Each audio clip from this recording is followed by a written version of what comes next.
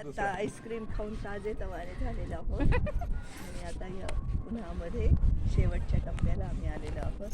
सगळ्यांचे चेहरे कसे दमलेले दिसत आहेत, पण परिक्रमा पूर्ण करण्याचा उत्साह मात्र, आनंद मात्र प्रत्येकाच्या चेहऱ्यावर दिसतो. परिक्रमा एक नंबर झालेली आहे, दमलेलो असलो तरी.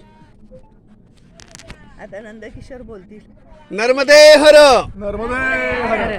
आपले पोटभरे काका, त्यांच्या प्रतिक्रिया ते आणि त्यांच्या सौभाग्यवती पोटभरे काकू आपल्याला दोन शब्द परिक्रमेबद्दल सांगतील.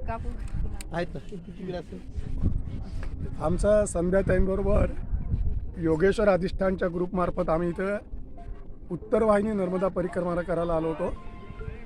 परिक्रमेचा मार्ग जरी छोटा वाटला, 20-25 किलोमीटर काय असेल तो, पण तो तसा मुश्किल आहे पार करणं, अवघड आहे. मैयाच्या मनात असेल तरच तुम्ही ते करू शकता, आता नाही तर ते शक्य नाही. मी ते म्हणाल काय 20च किलोमीटर आहे त्यात काय, पण तेवढं ते हे नाही आहे. तुमच्यावरती सद्गुरू कृपा असेल तर ते तुम्ही करू शकता. आणि हा सगळा जो आपला ग्रुप आहे, आम्ही 15 जण आहोत.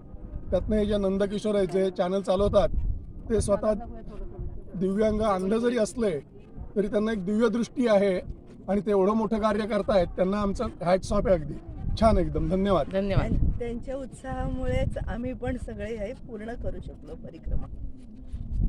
हे श्रेय जातं संध्याताईंना आणि ॲडव्हान्स मध्ये संध्याताईंना वाढदिवसाच्याही खूप साऱ्या शुभेच्छा. आपल्या व्हिडिओच्या द्वारे 18 एप्रिल. धन्यवाद. 19 तारीख. नाही 18 ना, काल 18. अशा पद्धतीने आमची नर्मदा परिक्रमा पूर्ण झालेली आहे आणि आता आम्ही ह्या ब्रिजवरून चालत जातो आणि तुम्ही हे सौंदर्य बघा नर्मदेचं, किती सुंदर आहे. म्हणजे किती आपण थकलेलो असलो ना तर हां, प्रवाह जो दिसतो आहे तो बघितल्यानंतर सगळा आपला थकवा नाहीसा होतो. दिसतंय ना किती सुंदर आहे. अशा रीतीने परिक्रमा पूर्ण झालेली आहे आणि नंदकिशोर यांचं खरंच खूप कौतुक आहे की त्यांच्या व्यंगत्वावर ते मात करून हे सगळ्या गोष्टी करतात. मी आज त्यांचे जवळून बघितलं की खरंच अशक्य असं काहीच नाही आहे जगात. सगळ्या गोष्टी आपण आपली विल पॉवर ठेवली तर सगळ्या गोष्टी शक्य आहे. Bye bye. हर हर नर्मदे.